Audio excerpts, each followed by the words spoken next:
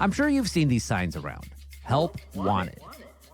There's job openings right now like never before. U.S. employers again posted a record number of job openings. It sounds like something to celebrate. Instead, businesses say they're having trouble filling the jobs. So many companies are turning to a class of people long shunned by society, people convicted of felonies. And a lot of employers are realizing something they would have never really considered before. Those folks can work as honestly and hard as those who have never spent a day in prison. I'm Gustavo Arellano. You're listening to The Times, daily news from the LA Times. It's Tuesday, December 7th, 2021. Today, we examine what effect the pandemic has had in our shifting labor market. Who's hiring, who's getting hired, and how that's changing the American workplace. We'll hear from LA Times business reporter Don Lee, who has written about the issue. And we'll also hear from someone who's working to connect formerly incarcerated people with jobs.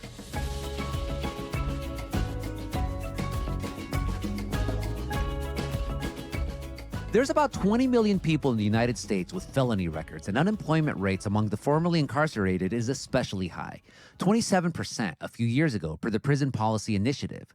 Compare that with the American unemployment rate around that time, which was less than 4%. The stigma of a criminal record has long influenced this reality, but with the Great Resignation unfolding before us, the situation for these folks seems to be looking up. Don Lee covers the U.S. and global economy out of Washington, D.C., and recently wrote a story about all this. Don, welcome to The Times.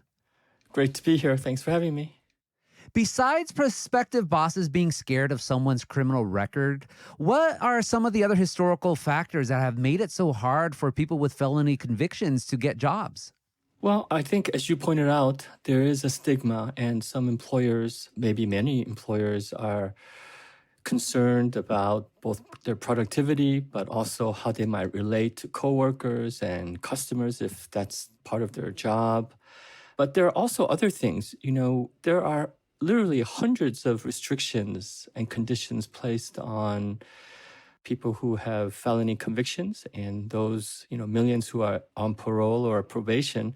You might not be able to get a driver's license.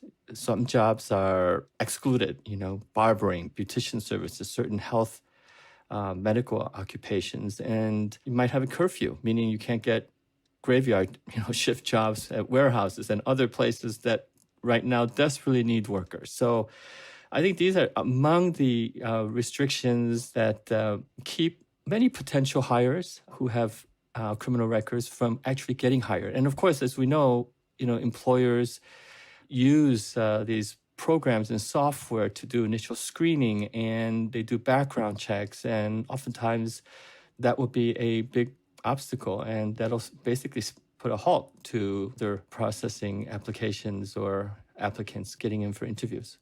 We're talking about how it's hard for people with criminal records to get jobs, but the public historically hasn't been sympathetic to this. What's happening in today's labor market that makes this an issue that we can no longer ignore?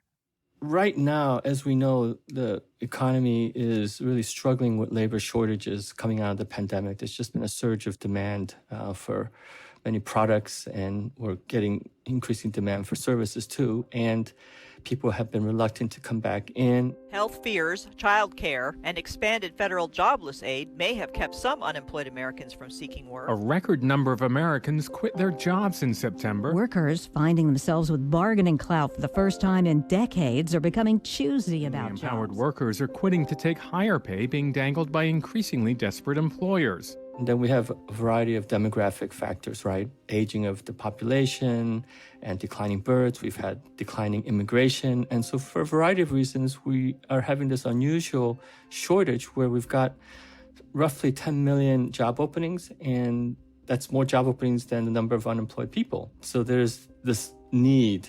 And over the years, what has happened is that during times of tight labor markets, employers have reached out to really hard to employ and these people on the margins of the labor market. And as one expert told me, of all the people who face challenges in the labor market, those with criminal records are at the end of the queue.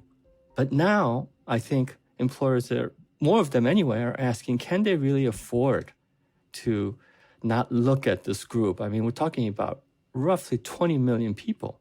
Well, what's been done to try and knock down those barriers to employment for people with criminal convictions?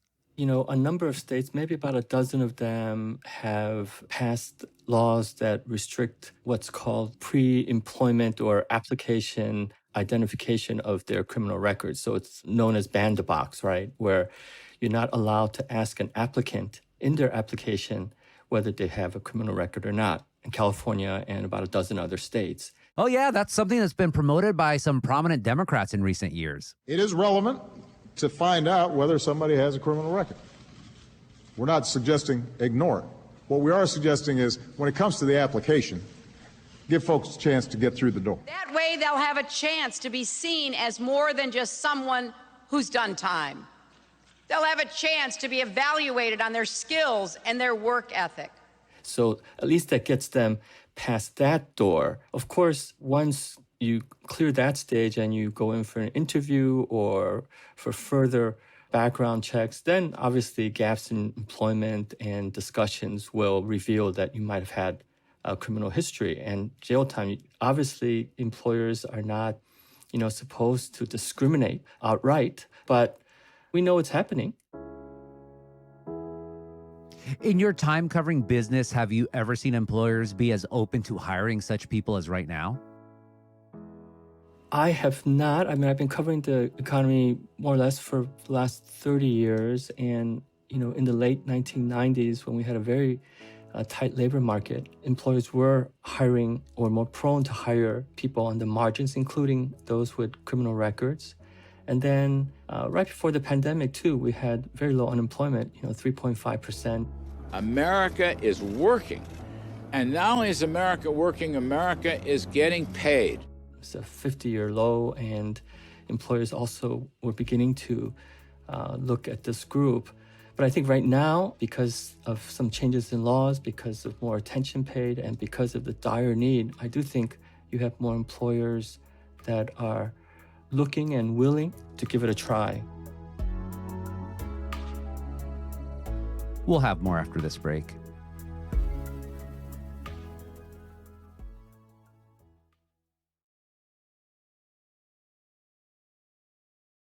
Don, so you went out and reported this story and you talked to employers and workers who were convicted of felonies.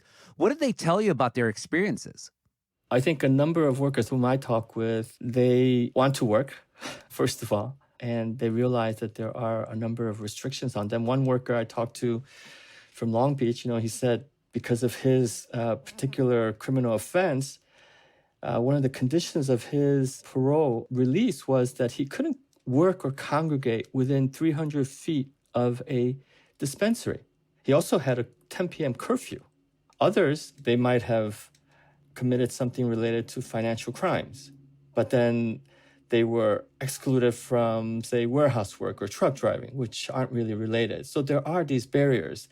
Some have made connections with halfway houses that have relationships with companies like U.S. Rubber, Thermovac, and then organizations like Chrysalis in Los Angeles that works with the homeless and hard to employ.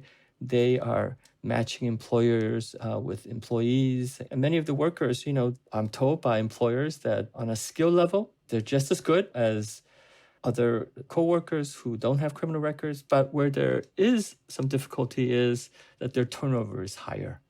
Obviously an employer cannot watch or help an employee in their off time, right? What they do in their off time, who they meet, how they socialize, where they go.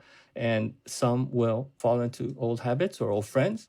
What's interesting to me, Don, is some employers, they can't tell their employees what to do outside of their jobs, but they offer resources at work, free counseling, on-site Alcoholics Anonymous meetings or similar sobriety groups, things that help with stability. So hopefully more employees keep working there longer and also have better lives. Absolutely. Some of these companies and leaders of the companies, Thermovac in Orange, the founder had some very personal reasons for being more open to people with addictions and felony records. And so that company actually uses its site to host Alcohol Anonymous meetings, and then it invites and welcomes parole officers to come, which some companies, I think, would be very reluctant to do. And so they make an effort to really reach out to this group because it can be a win-win, clearly for the worker, but also for the company. And in these days, when you need workers and the supply is not as plentiful, it gives them a leg up. Finally, Don, do you see this trend continuing? Are we at a point where you're going to see a societal shift in that perspective? Well, I think that's the $64,000 question, right? Will it last? Because in past business cycles, when the economy falters and unemployment starts to rise, these more marginal workers are almost always the first to go. Last in, first out. Will it be different this time? Because as I mentioned, we still have a lot of laws, restrictions, and a couple of countervailing forces here that I should mention. One is that this group, people with criminal records, felony records, they tend to have less education, fewer skills. So that works against them. And, how society is open to them, we've had a declining criminal rates and problems, but in the last year, we had a surge again in violent crime. From Baltimore to Los Angeles, homicides and shootings are up from the same time last year. If people start to feel less comfortable about bringing former prisoners or people with records into the workforce and integrating them, it could be a little bit more difficult. So I think there are a variety of factors, but I don't see wholesale change and anything, immediate. It will take time. Don, thank you so much for this conversation. Thank you. After the break, we'll speak with a formerly incarcerated person who now helps to connect companies with people like him.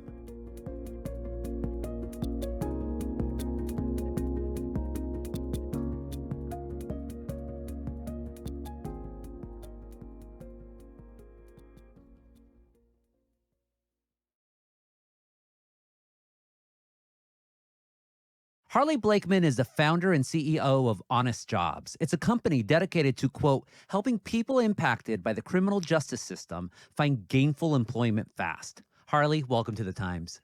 Thank you so much for having me. Very excited to talk with you. You started Honest Jobs because you yourself were once incarcerated and had trouble finding employment when you were released. What was your experience like back then? Yeah, that's exactly right. So I was a homeless teenager that was struggling with drug addiction when I got arrested and sentenced to prison. I came home from prison in 2012 with a prison GED, but essentially no skills or real experience. So for me, I washed dishes and cooked at restaurants while I put myself through community college, transferred to Ohio State University, and actually ended up graduating top of my class with honors. Really had great prospects. I thought I was going to land an amazing job, had great references, letters of recommendations, all of those things. But my senior year, I was rejected over 75 times for jobs that I was qualified for. I was exactly what they were looking for otherwise, but I was being rejected. And although I graduated unemployed, I had a ton of privilege and advantage along the way. Most people aren't white men with educations and support systems. So that's what really motivated me and inspired me to try and solve this problem myself. So what are employers worried about when it comes to hiring people who were once incarcerated? The number one thing is, what do my employees and my customers think? What's the risk? And the risk can be broken down into a couple things. It can be legal risk, like could we be exposed to a lawsuit? The risk to our brand, right? You think about a $1 billion brand. What could happen if one of our employees did something crazy and it came back on us? There's also just the traditional stigma of like, once a thief, always a thief. Someone did something 5 years ago. I don't want them to do that again. But we all know people who deserved a second chance. Honest Jobs hires people that, as you say, have been impacted by this country's criminal justice system. How have you navigated any restrictions that the people you work with might have? I know you once had someone who applied for a job that involved finance, but they couldn't get that job because they had been convicted of fraud charges in the past. Yeah, exactly. We had an executive assistant position that we were recruiting for, and I had a great candidate, awesome candidate for the position. But when we got to talking about what her record was, we quickly realized there is a conflict here. And that doesn't mean they're a bad person. It doesn't mean you can't hire them. It doesn't mean that they won't be a great employee. I did hire her. I offered her a job as a recruiter, and she's been an amazing employee. Like, hands down, one of the best hires I've ever made, super loyal. And that's what a lot of employers are missing out on when they just say, no, we can't hire you. There's a broad spectrum of people that have a criminal record in this country. You're not sacrificing quality by considering these people fairly. The paradigm shift is, instead of looking for a way to weed someone out, saying, how can I hire this person? I really enjoyed the interview. Their resume was good. What can I do to hire this person? Rather than, oh, because of the background, I can't hire them. Asking yourself that simple question before you reject them is, can I hire them? Because oftentimes they're going to be talented, they're going to be loyal, but also just statistically speaking, they're going to be diverse. And so many companies are struggling to find diverse talent as well. So that's definitely a benefit of having this mindset when you're recruiting. And we're having this discussion as this country still goes through a racial and socioeconomic reckoning. After the George Floyd protests from last year, employers across the U.S. promised to do better when it came to hiring people of diverse backgrounds. And the reality is, because of America's criminal justice system, a lot of folks with prior convictions are people of color. America, for the majority, very unjustly over-policed people of color in our history, so much so that 1 in 3 Black men would spend their some point in their life in prison, whereas only 1 in 17 white men would.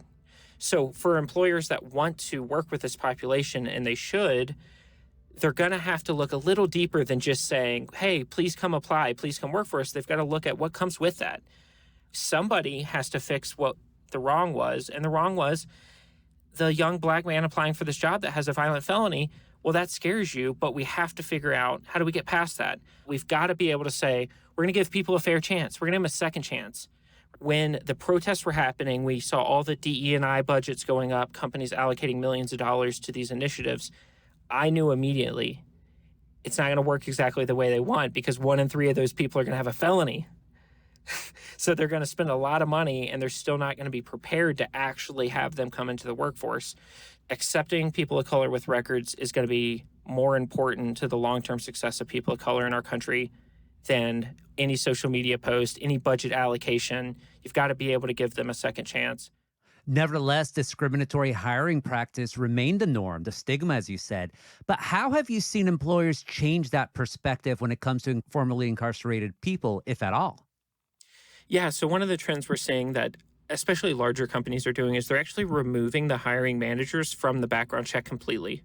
So what they'll do is say someone applied, the hiring managers interviewed candidates, and they told us, this is the person I want to hire. Well, the background check happens and the legal team receives the background check. And they have maybe one person in HR work with legal to review the background check, but that HR person is completely disconnected from the daily work that the person will be doing. So what you're doing is a hiring manager who's going to work with you every day is going to have strong bias.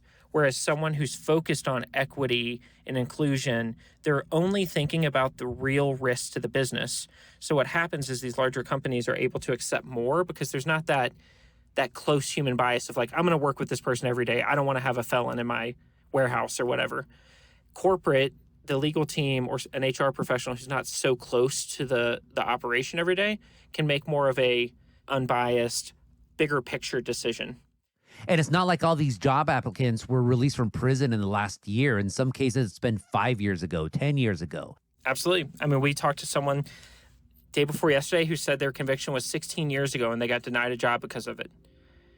So, it's just employers, it's highly valuable for you to take the time to learn a little bit. Like, I'm not saying you have to hire everyone with a record, but spend some time digging into this stuff and learn about it, because you'll be surprised at how much talent's out there that if you look back at the people you rejected because of background checks, you'll see there was a lot of missed opportunities because you rejected them. And oftentimes there's not a human making that decision. It's like a blanket policy. Failed, and they're out. Where if a human eye was really looking at that, you passed over a lot of gems in the process, I'm sure of it. Harley, thank you so much for this conversation. Absolutely. Thank you so much. Glad to be here.